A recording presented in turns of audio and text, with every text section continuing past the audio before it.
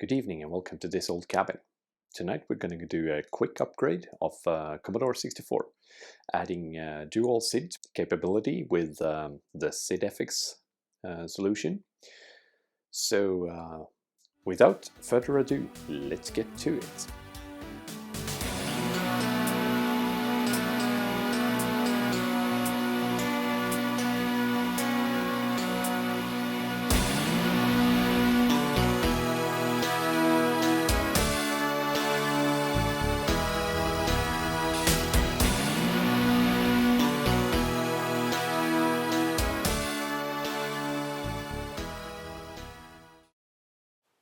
So now it's time to open up the Commodore. As usual, this is firstly a matter of finding and disconnecting all the usual connectors for the keyboard and LED lights.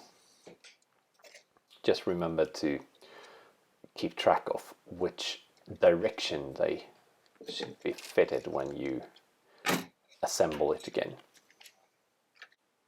So for this motherboard, it's a quite standard model. It's a 250/466 motherboard that is actually usually in a slim chassis, but this one is in the old bread bin.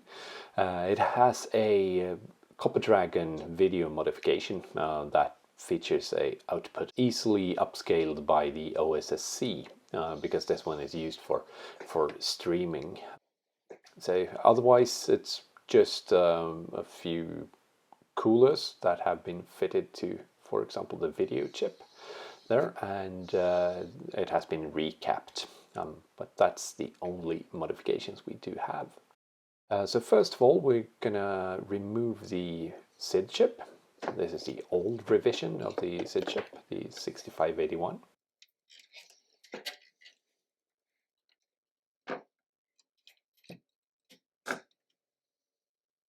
I think it's a revision 5.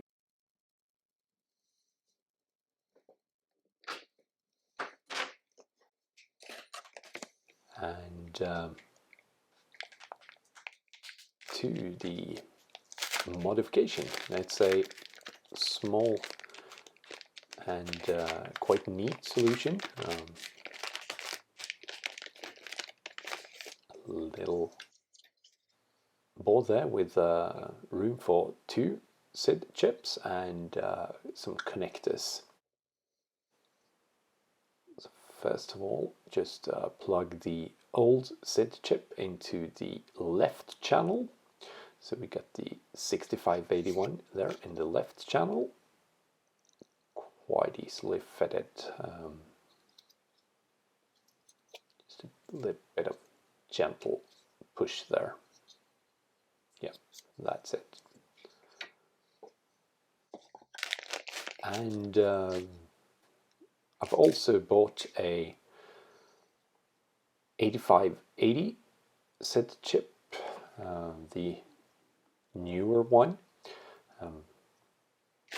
That is to be seated in the other socket there. So this one is this was the first time I've opened and examined the chip, and as you see, it certainly has quite a few bent legs there, so we'll have to do something about that and hopefully not break them before we could fit it in the socket. So just get a piece of pliers and work there, but I'll probably need a whiskey to get this going. Cheers.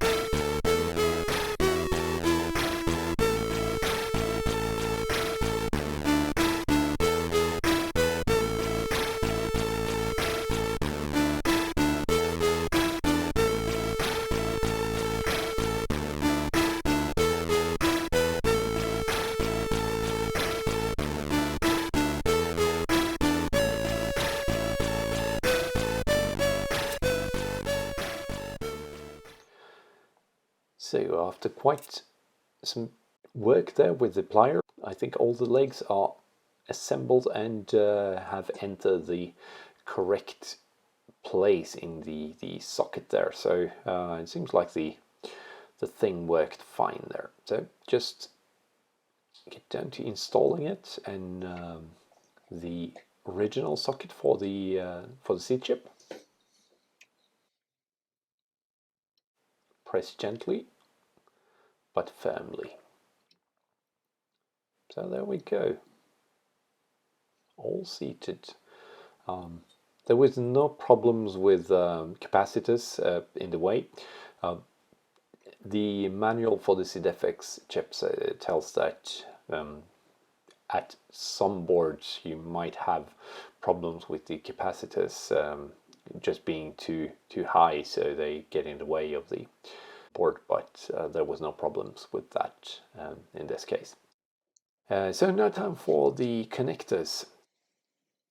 There are 4 connectors, and some of them are going to be drawn outside of the box or made holes in the chassis for the switches, because you could switch between different user modes and also switch between the different SID chips. So you could configure it.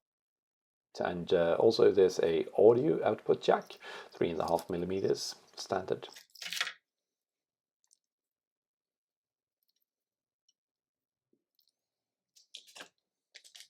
And this one is those small pliers there.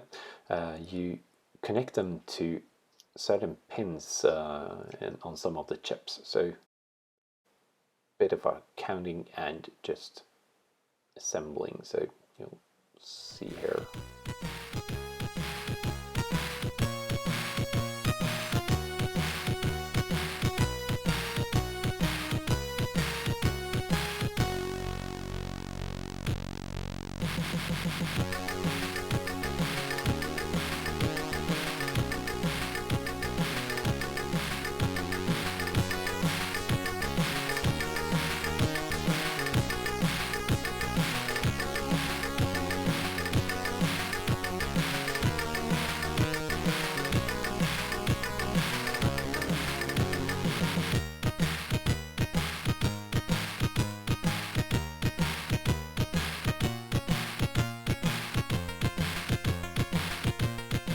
So for the time being, the connectors and the audio connector and the switches are just drawn out through the cartridge port. No, the user port. Sorry.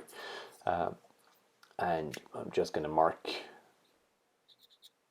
the second switch so that I know which one is which when we then start testing the equipment. This is just temporary. I'll find a better solution later on, more permanent one, but this will do for now for testing.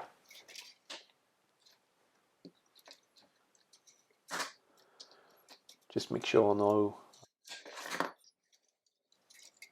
cables are in the wrong way and are in the wrong place, and that everything is able to close the chassis again.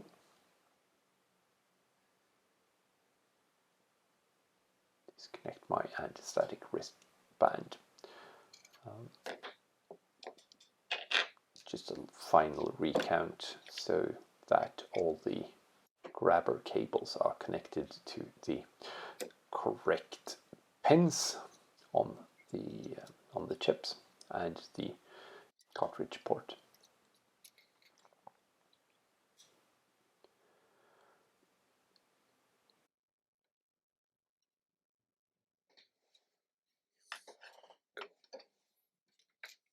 So let's close up the chassis again and give it a go to try the new hardware.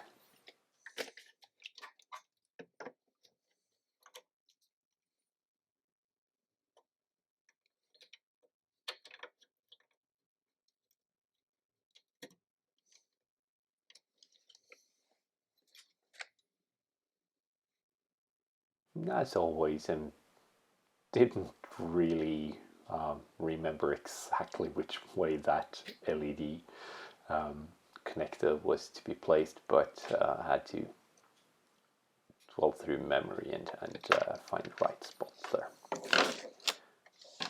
It should be okay.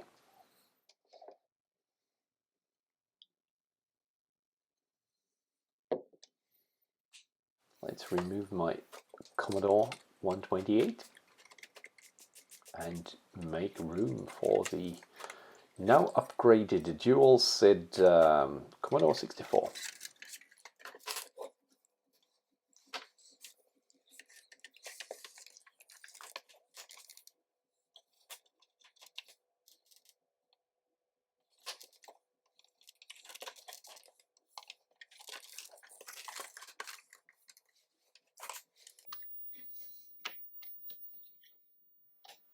Cross fingers, and it seems like we're, at least it's a great sign.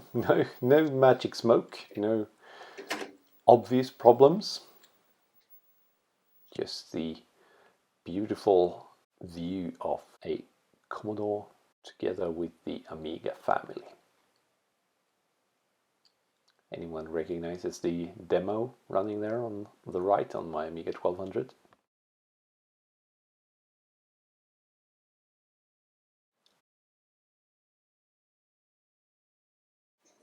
Now that we're all set hardware-wise, let's go to configuring the device. This is done through a specific software that is downloadable from the SidFX homepage. You might notice that I don't use any SD card solution for transferring files to the Commodore 64 at this point. Instead, I use the 1541 disk drive and connect that to my vintage PC computer, a Pentium 133 MHz that runs Windows 95.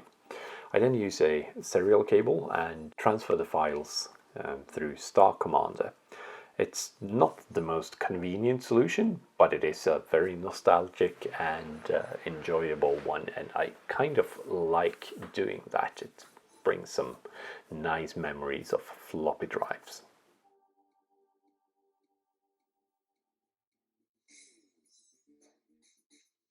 So this is the configuration tool fired up. The SidFX has 3 settings.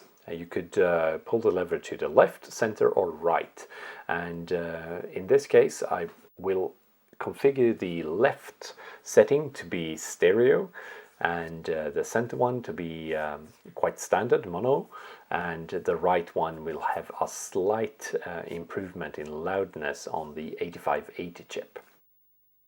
So for the next few minutes we're going to be enjoying some nice SID tunes and test the SidFX out. Enjoy!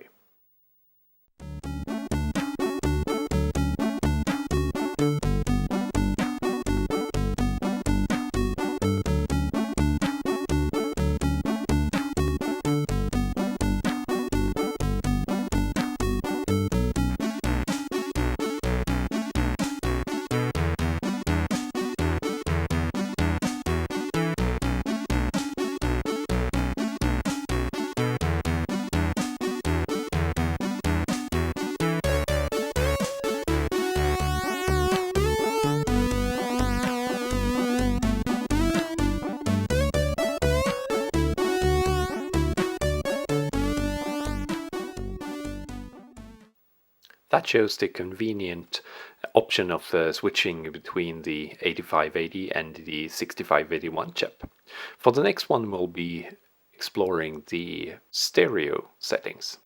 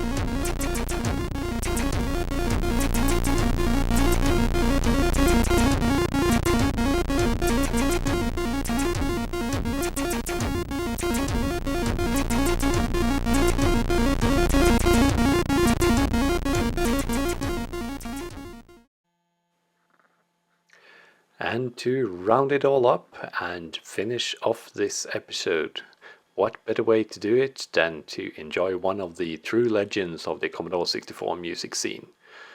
Rob Hubbard, the stage is yours.